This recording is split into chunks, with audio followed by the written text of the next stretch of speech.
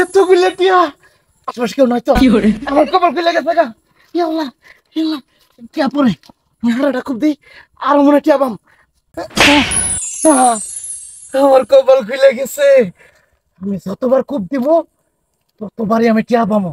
এটা আমার সোনার হরিণ। আমি সোনার হাঁস পাই গেছি গা। কেউ দেখার আগে সব টাকা নিয়ে ভাগি।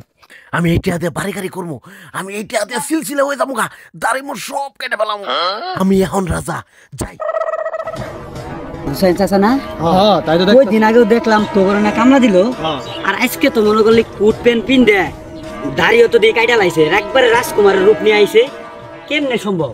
ওরে আল্লাহ কখন কারে কি বানা। স্যার, আমারে কটা টিয়া ভিক্ষা দিবেন? তোদের জ্বালায় কি রাস্তাঘাটে বেরোতে পারবো না? তোদের জ্বালায় না রাস্তাঘাটে বেরোয় শান্তি নাই। যেদিকে যাই এদিকে কটা টাকা দেন, কটা টাকা দেন, কারণটা কি? স্যার, আপনারা বড় লোক মানুষ, কটা টিয়া ভিক্ষা দিলে কি হবো? আবার টাকা চাস? আর একটা বার যদি টাকা চাইতে দেই না, তোর মনে কর একবার কাঁচা করে ফাটালাম। আমি এখন এক জায়গায় যাইতাছি। আমি আইসা যদি দেখি তুই এই জায়গায় ভিক্ষা করতেছস, তোর খবর আছে ফকিরের বাচ্চা। আর সামু না স্যার, আর সামু না। যাই, টাকা পয়সা তো প্রায় শেষের দিকে।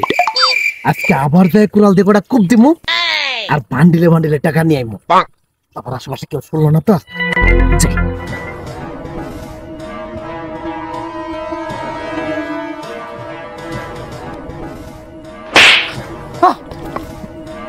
আমার কূপ বই গেল। যেই জায়গায় টাকা আসার কথা সেই জায়গায় টাকা না, আমার এত দামি কূপটা নাই হয়ে গেল। আশেপাশে তো কেউ নাইও, মনে হয় এটা একটা মিস্টেক। এইবার কূপ দেই, এইবার টাকা পাম।